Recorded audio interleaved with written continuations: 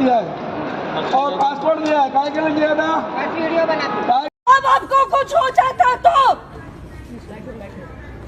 Guys, विदेश मंत्रालय ने एक बहुत बड़ी अपडेट जारी किया है, एक बहुत बड़ी खबर दिया है। आप भी अगर दुनिया के किसी भी कंट्री में रह रहे हो तो इस अपडेट को, इस खबर को ध्यान से सुनना, नहीं तो आज न कल आपके साथ प्रॉब्लम हो सकता है। इसलिए इस वीडियो को ज़रूर शेयर कर दें हर एक लोगों तक जो कामगार यहाँ से अदर कंट्री में जॉब करने जाते हैं, काम करते हैं।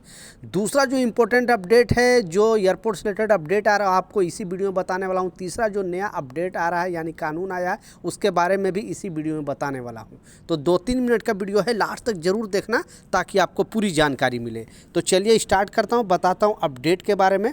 तो पहला जो अपडेट है, आप लोग 2 दिन पहले भी न्यूज़ में सुना था कि लगभग 800 से ज़्यादा फ्लाइट जो है एक दिन के अंदर कैंसिल कर दिया गया था और बहुत ज़्यादा दिल्ली एयरपोर्ट पर प्रॉब्लम हुआ था, बहुत सारे यात्री वहाँ पे परेशान हो गए थे। तो एक बहुत बड़ी अपडेट उसी से रिलेटेड आ रही है। इस अपडेट में बताया जा रहा कि आखिरकार ये होने का कारण क्या है और किन लोग की गलती से ये प्रॉब्लम हुआ था।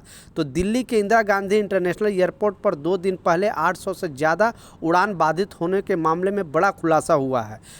अब तक जांच और एक्सपर्ट से मिली जानकारी में सामने आया है कि जीपीएस यानी ग्लोबल पोजीशन सिस्टम के सिग्नल से छेड़छाड़ के साजिश की गई थी। जानकारी के अनुसार 6 और 7 नवंबर शाम लगभग 7 बजे के बीच पायलट को जीपीएस से फेक सिग्नल मिल रहा था। इसके में स्क्रीन पर विमान के पोजीशन में बदल गई थी और एक नकली तस्वीर सामने आने लगी थी। इस दौरान रनवे के बजाय खेत दिखाने लगे और विमान की ऊंचाई को लेकर भी भ्रम की स्थिति पैदा हो गई थी। विमान के पायलट जीपीएस बेस्ड ऑटो मैसिंग की बजाय मैनुअली पोजीशन पर शिफ्ट हो गए थे। 7 नवंबर को जो दिल्ली एयरपोर्ट एटीएस के ऑटोमेटिक मैसेज सिस्टम जो है तकनीकी खराबी से फ़्लाइट ऑपरेशन 12 घंटे से ज़्यादा प्रभावित रहा था और 800 से ज़्यादा डोमेस्टिक और इंटरनेशनल फ़्लाइट देरी से चली थी, जबकि 20 से ज़्यादा रद्द करनी पड़ी थी और एयरपोर्ट के ऑपरेशन 48 घंटे बाद फिर नॉर्मल किया गया था। जीपीएस में छेड़छाड़ की वजह से एटीएस एयर ट्रैफिक कंट्रोल को भी देरी से मैसेज मिलने लगे थे। ऐसे में विमान को दिल्ली एयरपोर्ट पर लैंड कराने की जगह जयपुर और आसपास के हवाई अड्डों पर डाइवर्ट कर दिया गया था। एयर ट्रैफिक बढ़ने से एयर स्पेस में विमानों की आपस में दूरी को बनाए रखने में भी बहुत दिक्कत का सामना किया गया। तो सुरक्षा प्रतिष्ठान के अनुसार नामी साइबर सुरक्षा विशेषज्ञ का कहना है कि अमेरिका से संचालित होने वाले जीपीएस के जो सिविलियन सिग्नल की नकल करना पहले सिर्फ सौधिक लगता था, लेकिन अब यह बहुत आसान हो गया है। आशंका है कि दिल्ली साजिश में हैकर को किसी विदेशी एयरपोर्ट की मदद मिली और यह खबर है कि आशंका है कि हाल में ही घटना में हैकर ने फेक सिग्नल ब्लास्ट बड़ी संख्या में सिग्नल भेजना शुरू कर दिया था। इसलिए पायलट को सही जानकारी नहीं मिल रहा था कि कहाँ पे फ़्लाइट जो लैंड कराएं और उनको जो तस्वीर मिलती थी, क्योंकि एयरपोर्ट का तस्वीर मिलता है कि हाँ इस जगह सुरक्षित है, तो आपको सही तस्वीर नहीं मिल पा रहा था। इसलिए पायलट कंफ्यूज हो गया, उन्होंने जानकारी दिया।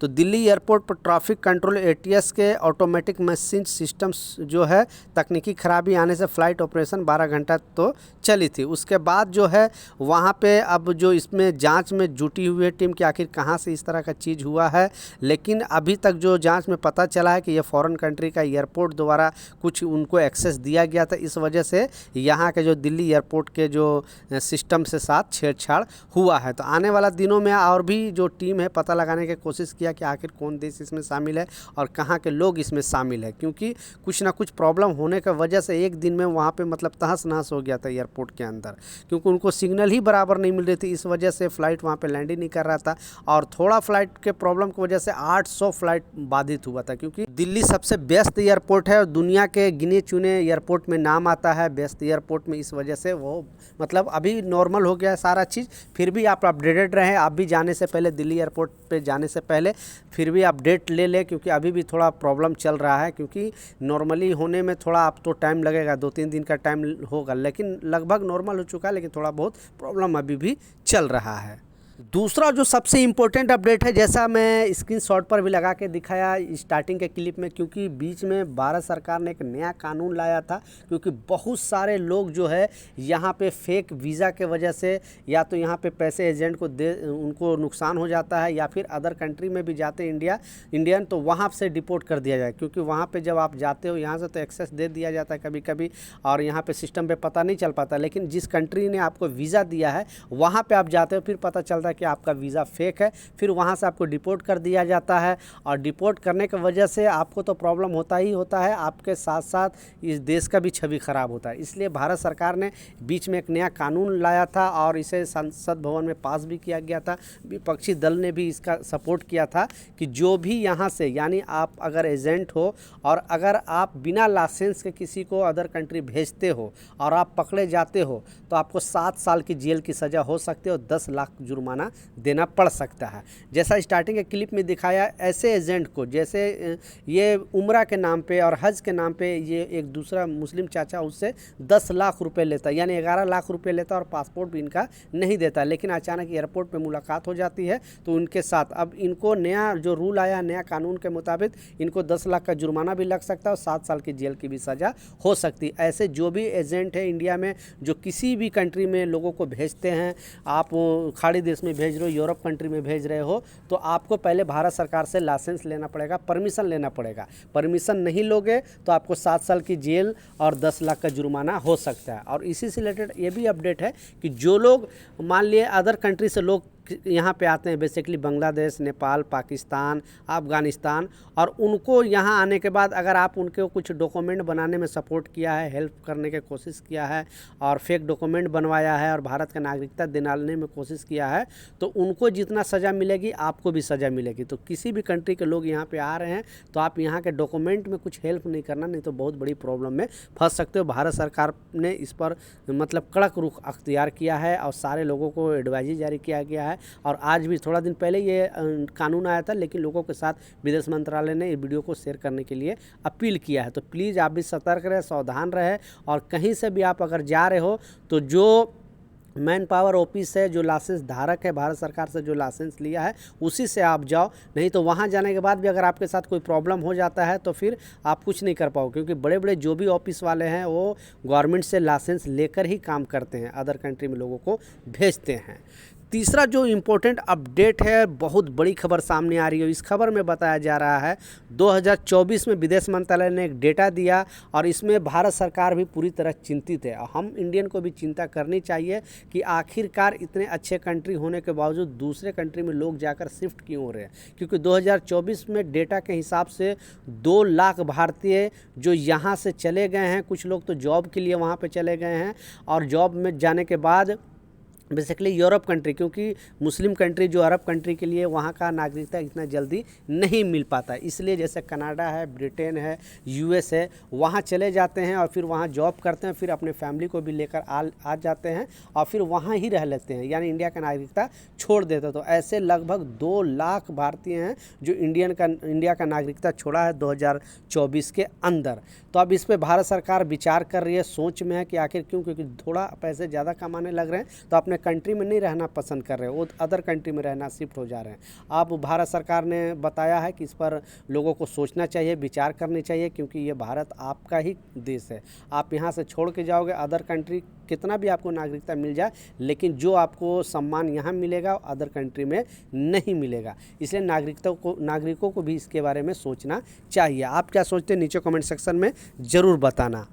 लास्ट जो सबसे इम्पोर्टेंट अपडेट है, जैसा दुनिया के किसी भी कंट्री में रह रहे हो तो ये विदेश मंत्रालय का और जो वहाँ के एम्बेसी है, हर कंट्री में भारतीय एम्बेसी होता है, उनका ये अपडेट सुनना आपके लिए ज़रूरी है। तो इस अपडेट में बताया जा रहा है कि आपको मालूम है कि कनाडा में भी चेकिंग अभियान चल रहा है, यूके में भी चल रहा है, यूएस के अंदर भी चल रहा है। खाड़ी देश की बात करूँ तो कल के वीडियो मैंने आपको बताया था कि 12,000 लोगों को अरेस्ट किया गया सऊदी अरबिया के अंदर, क्योंकि वो इलीगल तरीके से रह रहे हैं। और सिर्फ इसमें इंडियन नहीं थे, पाकिस्तान, बांग्लादेश, नेपाल, ये 4-5 कंट्री के लोग थे।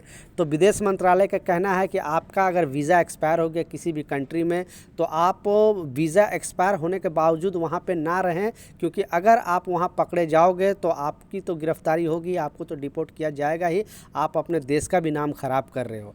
तो आप वीज़ा एक्सपायर होने से पहले अपने कंट्री वापस आ जाएं, और नहीं तो दूसरी कंपनी में आपका वीज़ा लग रहा है तो नो प्रॉब्लम। लेकिन इनडायरेक्ट कहने का मतलब है विदेश मंत्रालय द्वारा और जो यहाँ का एम्बेसी द्वारा, हर कंट्री के बेसिकली यूरोपियन जो कंट्री है वहाँ के एम्बेसी और खाड़ी देश के एम्बेसी द्वारा, कि आप वहाँ पे इलीगल तरीके से ना रहें। और अगर कोई भी डॉक्यूमेंट से रिलेटेड प्रॉब्लम है, भारत सरकार आपको हर कंट्री में एम्बेसी बना कर रखी है, वहाँ जाए, वहाँ से संपर्क रहें। तो ऐसे जो भी इंडियन हैं जो अदर कंट्री में इलीगल तरीके से रह रहे हैं उनको आज न कल वापस इंडिया आना ही पड़ेगा, और फिर भारत सरकार भी उस पर उनको पर एक्शन ले सकती है। तो अभी भी आपके पास डॉक्यूमेंट में कोई भी प्रॉब्लम है, नहीं है, वीज़ा एक्सपायर हो गया, किसी तरह का भी कोई भी प्रॉब्लम है, तो अपने एम्बेसी में जाकर ज़रूर संपर्क करें, वहाँ कुछ ना कुछ आपको रास्ता ज़रूर मिलेगा। आप ऐसे सोचते रहोगे और पकड़े जाओगे पहले, क्योंकि पहले इग्नोर कर दिया जाता था वहाँ के लोकल गवर्नमेंट द्वारा, लेकिन आप देखते होगे न्यूज़ वगैरह में कि कितना चेकिंग चल रही है। और फ्रॉड तरीके से, कोई गलत तरीके से आप बिल्कुल ना जाए, क्योंकि बहुत सारे लोग डंकी रूट मार कर जाते हैं, पैसे भी देती है, पता चलता है कि उन 2-3 महीना वो एंट्री किए और पुलिस उनको गिरफ्तार करके यहाँ पे भेज दी, यहाँ इंडिया में भेज दी, और फिर भारत सरकार भी आप पर मुकदमा दर्ज कर सकती है, क्योंकि आप इलीगल तरीके से गए थे। इसलिए आप सही रास्ता से जाओ और कोशिश करें कि वहाँ अच्छे तरीके से रहें, वहाँ जो भी रूल है वो उसे पालन करें।